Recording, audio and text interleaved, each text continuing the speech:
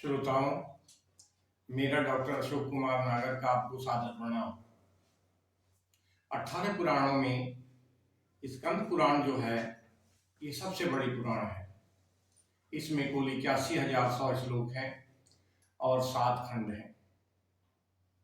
इसी के प्रथम खंड, जिसको महेश्वर खंड या केदार खंड कहते हैं, से मैं आपको माता पार्वती के पूर्व जन्म की बहुत ही रोचक कथा सुनाने जा रहा हूँ।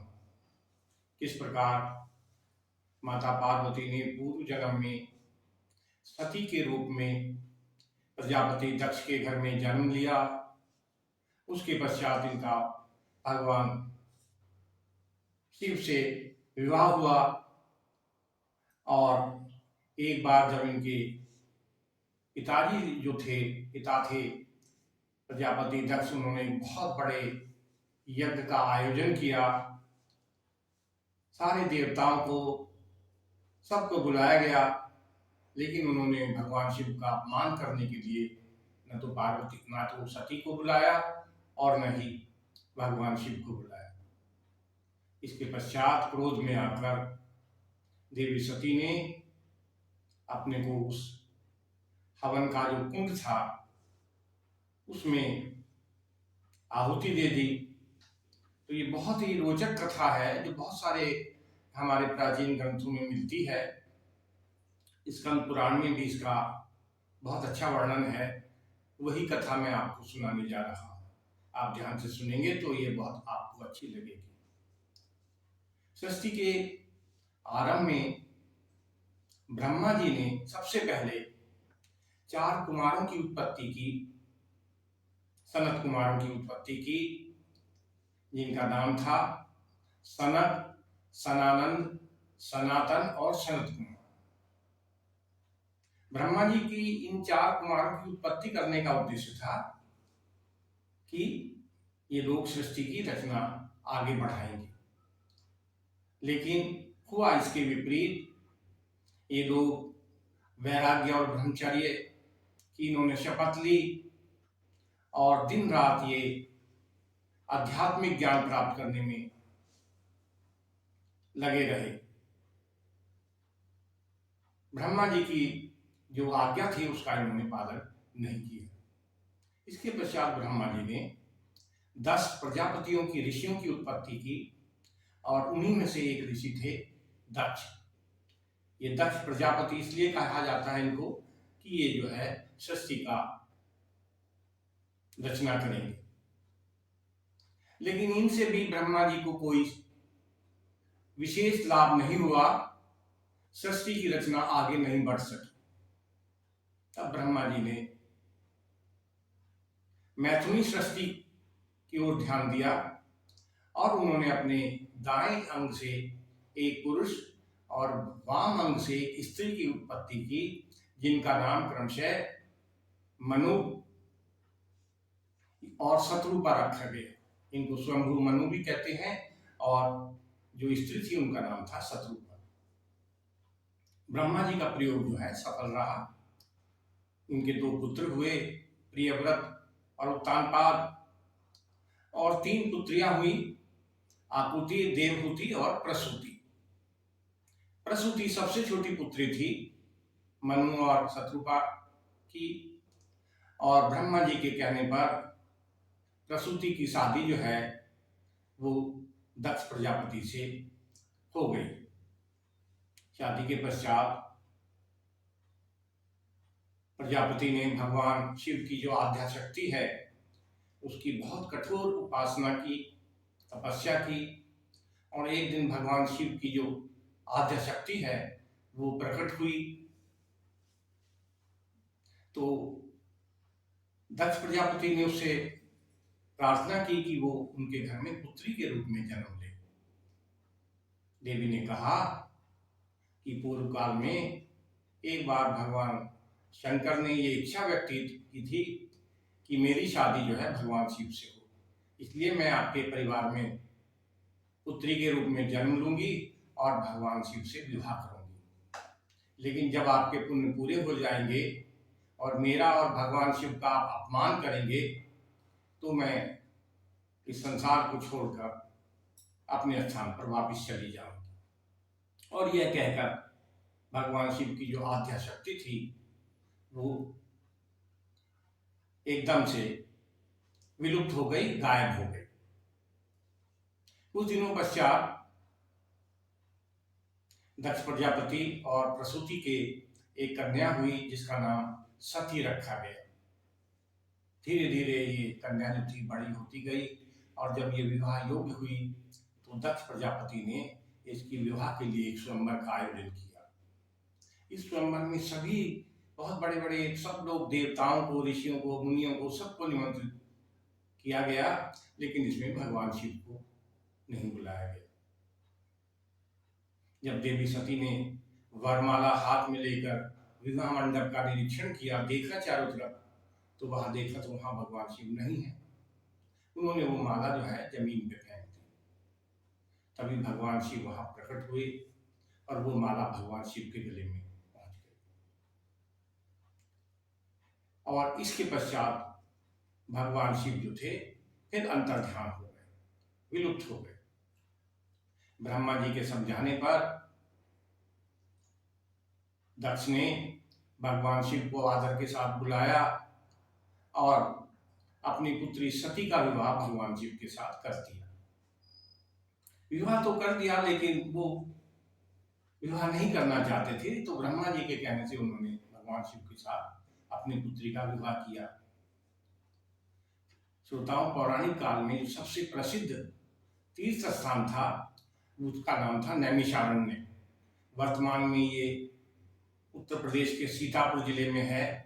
ये पौराणिक काल में बहुत बड़ा एक तीर्थ स्थान था। यहाँ पर बड़े बड़े यज्ञों का आयोजन होता था, बहुत बड़ी बड़ी कथाएं होती थी, ऋषि मुनि देवता सब लोग यहाँ आते थे। एक बार ऐसा ही धार्मिक कार्यक्रम चल रहा था, सारे देवता लोग थे, बड़े बड़े ऋषि थे। अचानक वहाँ पर उसमें भगवान शिव भी थे। उसमें जो है दक्ष प्रजापति वहाँ पहुँच गए, क्योंकि इनका पद काफी बड़ा था, ब्रह्मा जी के मानस पुत्रों में से थे। तो सब लोगों ने खड़े होकर इनका अभिवादन किया, लेकिन भगवान शिव जो इनके जमाता थे, जमाई थे, जिनकी पुत्री का विवाह भगवान शिव के साथ हुआ था, वो अपनी सीट से, अपनी कुर्सी से बिल्कुल भी खड़े नहीं हुए, बैठे रहे, ना ही उन्होंने कोई अभिवादन किया। दक्ष प्रजापति को बहुत बुरा लगा। उन्होंने समझा कि ये मेरा अपमान किया है। उन्होंने कहा कि मैं ये प्रण करता हूं कि भगवान ये जो शिव हैं, मैं इनको यज्ञ से बहिष्कृत करता हूं, किसी यज्ञ में इनको नहीं बुलाया जाएगा। और कुछ ही दिनों पश्चात उन्होंने बहुत बड़े यज्ञ का आयोजन किया। इस यज्ञ में जितने भी बड़े बड़े ऋषि थे, वशिष्ठ ऋषि थे, भृगु ऋषि थे, दधीचि ऋषि थे, गौतम ऋषि थे, सारे ऋषियों को, पुलस्त्य ऋषि थे, सब ऋषियों को बुलाया गया। वैकुंठ लोक से भगवान विष्णु आए, सत्यलोक से जो इनके पिता थे ब्रह्मा जी वो आए, मुनि व्यास आए, और इंद्राणी के साथ देवता इंद्र आए, रोहिणी के साथ चंद्रमा आए, पुष्पक विमान में बैठकर कुबेर आए, और वायु देवता हिरण के ऊपर, मृग के ऊपर बैठ के आए, और अग्नि देवता जो है बकरे के ऊपर बैठ के, यानी अपने अपने वाहनों पर बैठ के सभी बड़े बड़े देवता, ऋषि मुनि, गंधर्व, यक्ष, किन्नर सभी इस यज्ञ में भाग लेने आए। लेकिन इस यज्ञ में जानबूझकर दक्ष प्रजापति ने न तो अपनी पुत्री सती को बुलाया और न ही अपने जो दामाद थे, अपने जो जमाता थे भगवान शिव, उनको आमंत्रित नहीं किया। यज्ञ की तैयारियां हो रही थी, सब लोग, देवता लोग आ गए थे। गंधमादन पर्वत है जो कैलाश मानसरोवर के उत्तर में स्थित है, वहां पर देवी सती अपनी सेविकाओं के साथ बैठी हुई थी। अचानक उन्होंने देखा कि रोहिणी, चंद्रमा की पत्नी रोहिणी, चंद्रमा के साथ बहुत तैयार होकर, सज संवर कर कहीं जा रहे हैं। उन्होंने ये जानना चाहा कि ये लोग कहाँ जा रहे हैं उन्होंने अपनी एक सेविका थी जिसका नाम विजया था, उसको दौड़ाया कि आप पूछ के आइए चंद्रमा से और रोहिणी से कि वो कहाँ जा रहे हैं। वो सेविका जब इनके पास गई चंद्रमा और रोहिणी के, तो उन्होंने साफ बता दिया कि हम लोग प्रजापति दक्ष ने बहुत बड़े यज्ञ का आयोजन किया है, हम लोग उस यज्ञ में आमंत्रित हैं और हम उस यज्ञ में भाग लेने जा रहे हैं। विजया को बड़ा आश्चर्य हुआ कि जो उनकी पुत्री है सती, उसको नहीं बुलाया गया है और भगवान शिव को नहीं बुलाया गया है। उसने जाके चंद्रमा ने जो बताया था दृष्टांत, वो जाके देवी सती को बताया। देवी सती सोच में पड़ गई कि मेरे पिता ने मुझे और भगवान शंकर को इस यज्ञ में क्यों नहीं बुलाया।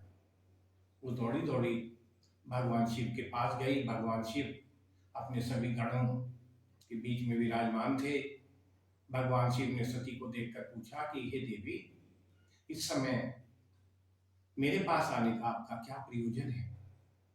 देवी सती ने बताया कि मेरे पिता ने एक बहुत बड़ा यज्ञ किया है, क्या आपकी रुचि नहीं है उस यज्ञ में चलने की।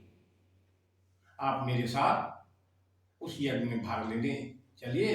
हालांकि आपको निमंत्रण नहीं दिया है, फिर भी हम उस यज्ञ में दोनों जने भाग लेने जाएंगे। भगवान शिव ने बड़ी विनम्रता से कहा, देवी, बिना बुलाए कहीं नहीं जाना चाहिए। बिना बुलाए यदि हम किसी के घर जाते हैं तो ये मृत्यु से भी ज्यादा कष्टदायी और अपमानजनक है।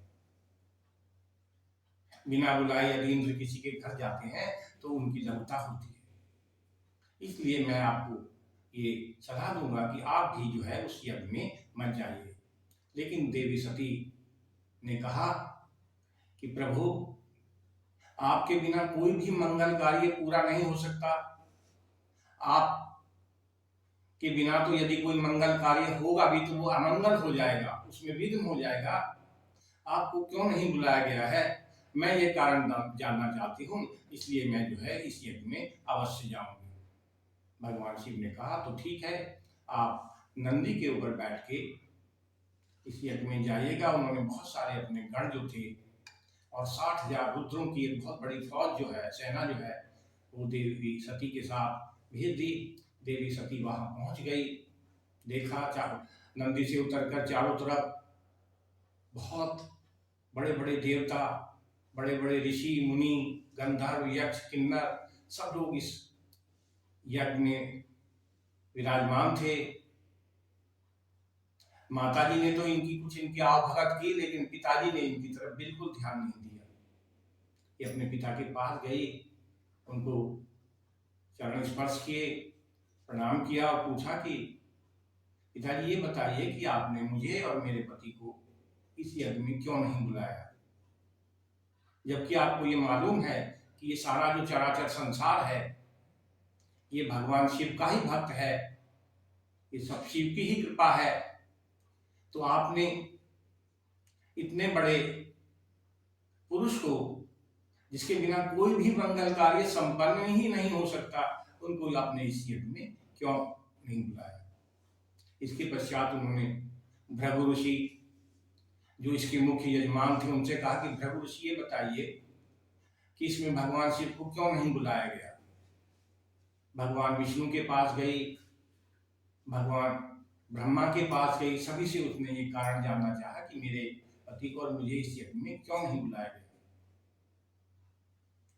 इस पर जो है इनके जो पिता थे दक्ष प्रजापति क्रोधित हो गए और वो कहने लगे कि इन बात बनाने से कुछ लाभ नहीं होगा। आप यदि बैठना चाहें तो बैठ सकती हैं, जाना चाहे तो जा सकती हैं, वैसे आप बिना बुलाए क्यों आई। तो देवी जो थी बहुत नाराज हो गई और इन्होंने कहा कि भाई, भगवान शिव तो मंगलकारी हैं। तो इस पर प्रजापति दक्ष ने कहा कि ये शिव जो है वो मंगलकारी नहीं है, वो शुभ भी नहीं है, वो तो भूत पिशाच और देव, भूत प्रेत और पिशाचों से घिरे रहते हैं चारों तरफ। मुंडों की मालाएं पहनते हैं, शरीर के ऊपर भस्म लगाते रहते हैं। वो कैसी पूजनीय है, कैसी मंगलकारी है। यहाँ पर जो भगवान विष्णु के नेतृत्व में बहुत बड़े बड़े देवता आए हैं, ये सब लोग जो है मेरे यज्ञ को सफल बनाने में मेरा सहयोग करेंगे। इसी बीच ऋषि दधीचि उठे और उन्होंने भी कहा कि भाई ये बताइए दक्ष प्रजापति, आपने भगवान शिव को क्यों नहीं बुलाया? आप जाइए ब्रह्मा जी के साथ लेकर, विष्णु के साथ लेकर और शिव जी को सम्मान के साथ इस यज्ञ में बुला कर लाइएगा, नहीं तो आपका ये मंगलकारी जो यज्ञ है ये अमंगल हो जाएगा, ये विध्वंस हो जाएगा इस यज्ञ में। और ये कहकर दधीचि जो थे इस यज्ञ मंडप से बाहर निकल गए और अपने आश्रम में चले गए। उनके जाने के बाद दक्ष हंसने लगा और कहने लगा, ये जो दधीचि है ये भगवान शिव का प्रेमी है, इसीलिए ये यहां से चला गया है। इसी बीच जब पार्वती देवी सती बहुत क्रोधित हो गई और वो इनका पिता भगवान शिव का अपमान करने लगा, तो उन्होंने मन ही मन निश्चय किया कि अब मैं जिंदा नहीं रहूंगी और अपने शरीर को अग्नि में झोंक कर अपना शरीर का अंत कर दूंगी। इसी बीच एक और घटना मैं आपको सुनाने जा रहा हूं। भगवान शिव ने इनको भेज तो दिया नंदी और अपने गणों के साथ, लेकिन देवी सती को भेजने के बाद वो बहुत चिंतित हो गए। उनके मन में तरह तरह के अपशकुन आने लगे और उनके मुंह से निकला कि अपने पिता से अपमानित होकर दक्ष कुमारी सती अब शायद इस जगह वापस कभी नहीं आएंगी। ये उनके मुंह से निकला श्रोताओं, और यही बाद में जाके सत्य साबित हुआ। देवी सती जो थी क्रोध में भर के भगवान शिव के मंत्रों का उच्चारण करते हुए अग्नि में प्रवेश कर गए। उन्होंने अपनी आहुति दे दी। आहुति देते ही जो भगवान शिव के जो गण थे और जो इनके रुद्र थे उनमें चारों तरफ हाहाकार मच गया। देवता लोग अवाक हो गए, ये क्या हुआ, ये तो बड़ी अनहोनी घटना हो गई। चारों तरफ जो है कुछ लोग यज्ञ का मंडप छोड़ छोड़ के भागने लगे। बहुत से देवता भाग गए कि अब जरूर ही बहुत भयंकर कांड होगा। दक्ष प्रजापति विष्णु के पास गए कि भगवान मेरी रक्षा कीजिए। विष्णु भगवान ने कहा कि आपने भगवान शिव को न बुलाकर बहुत घोर अधर्म किया है, धर्म का उल्लंघन किया है, अब मैं आपकी कोई रक्षा करने में समर्थ नहीं हूं। इसी बीच जो नारद मुनि थे उन्होंने तुरंत जाकर भगवान शिव को दक्ष प्रजापति की जो काली करतूतें थी इनके बारे में बताया। भगवान शिव जो थे बहुत क्रोधित हो गए। उन्होंने अपनी जटाओं में से गुच्छा खींचकर उखाड़ कर उसको एक पर्वत की चट्टान के ऊपर बड़ी जोर से पटका और वीरभद्र नाम के बहुत ही बलशाली पुरुष की उत्पत्ति हुई। साथ साथ एक और महाकाली भी उत्पन्न हो गई। वीरभद्र ने भगवान शिव से कहा कि आपकी क्या आज्ञा है, मैं आपका क्या काम कर सकता हूं। उन्होंने कहा तुरंत जो है जाइए दक्ष प्रजापति के यज्ञ स्थल पर। श्रोताओं, ये जो यज्ञ हुआ था ये वर्तमान में जो हरिद्वार से 4 किलोमीटर दूर कनखल नामक जगह है वहां पर इस यज्ञ का आयोजन किया गया था। वर्तमान में वहां दक्ष प्रजापति का एक मंदिर भी है, वो यज्ञ कुंड भी है जहां पर देवी सती ने अपने को अग्नि में समर्पित किया था। तो वीरभद्र बहुत सारी सेनाएं लेके 36 योगिनियां, 9 दुर्गाएं और बहुत सारे रुद्र जो थे वो सारे जो है फौज लेकर वहां पर पहुंच गए। और शुरू में कुछ देवताओं ने दक्ष का साथ दिया, लेकिन वीरभद्र के सामने एक की भी नहीं चली। धीरे धीरे सारे देवता जो थे वो भाग गए।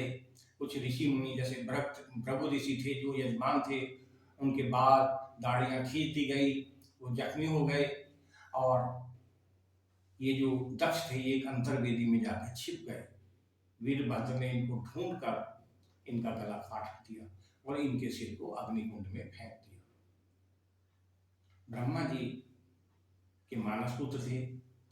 ब्रह्मा जी तुरंत जो है भगवान शिव के पास गए, भगवान शिव की स्तुति की और उनसे ये प्रार्थना की कि आप मेरे साथ और विष्णु भगवान के साथ तुरंत यज्ञ स्थल पर चलें और वहाँ देखें वहाँ क्या हो रहा है, वहाँ जो विनाश हो रहा है उसको कृपया रोकें। भगवान शंकर ब्रह्मा जी के साथ, विष्णु के साथ दक्ष द्वारा आयोजित यज्ञ स्थल पर आए। देखा वहाँ बहुत सारे देवता जो थे, बहुत सारे ऋषि मुनि जो थे, वो जख्मी की हालत में पड़े हुए थे और कुछ लोग, अधिकांश लोग भाग गए थे। इसके पश्चात उन्होंने वीरभद्र को बुलाया, भाई आपने ये क्या किया? और ब्रह्मा जी ने विनती की कि किसी भी तरह आप दक्ष को जीवित कर दीजिए। भगवान शंकर ने वीरभद्र से कहा कि दक्ष का शरीर कहाँ है? तो वो दक्ष का शरीर जो धड़ था उसको उठा के लाया कि इसका धड़ तो ले आया, इसका सिर कहाँ है? तो वीरभद्र ने बताया कि मैंने तो इनका जो सिर है वो यज्ञ कुंड में फेंक दिया है। भगवान शिव ने कहा कि किसी भी जानवर का जो भी आपको नजदीक में मिले उसका सिर लेके आओ, और एक बकरे का सिर जो था वो जल्दी से मिला। भगवान शिव ने तुरंत वो सिर लगाकर दक्ष को जिंदा कर दिया। आप देखते होंगे कि प्रजापति दक्ष की जो मूर्ति है उसका जो सिर है वो बकरे का सिर है। दक्ष को अपनी गलती का आभास हुआ और वो जो है भगवान शिव के पैरों में पड़ गए, क्षमा याचना की। इसके पश्चात भगवान शिव ने जो सती का शरीर था वो अपने कंधे पर लाद लिया और तांडव नृत्य करते हुए वो घूमने लगे। भगवान विष्णु को जब ये पता चला तो उन्होंने भगवान शिव का दुख कम करने के लिए अपने चक्र से देवी के शरीर के टुकड़े टुकड़े कर दिए, और वो टुकड़े जहाँ जहाँ भी गिरते गए वहीं पर शक्तिपीठ की, देवी शक्ति पीठ की स्थापना होती गई। और इनमें 5 जो हमारे शक्तिपीठ हैं वो हिमाचल प्रदेश में है। आपने शायद नाम सुना होगा, चामुंडा देवी है, ज्वाला देवी है, चित्रपूर्णा देवी है।